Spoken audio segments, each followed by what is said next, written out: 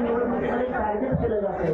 आमच्या लोकांचा चेहरा ओबीसीचा जॉब आहे, ओबीसीचा चेहरा कोण मानतो, तुम्हाला ठरवून टार्गेट केलं जाते, पण तुमची बदनामी केली जाते। हे आमच्या तरुणांना आता सहन होत नाही, कारण आमचा तरुण आता या डिजिटल मीडियामध्ये विचार करतो, तुलना करतो। एका आंदोलनाला बनवून हे करते कसं जातं आणि दुसऱ्या आंदोलनाला मात्र 10 दिवस झाले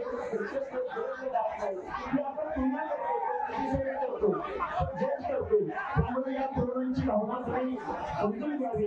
या समाजाची सगळ्यात 6% समूह आहे, हे आयोगाच्या सदस्य करायचं समाजकाम बरोबर नाही, जास्त गावात म्हणजे गोष्टी झाल्या पाहिजे। विनंती व्यक्त करतो, खूप काही जीव व्यक्त करण्याचा प्रयत्न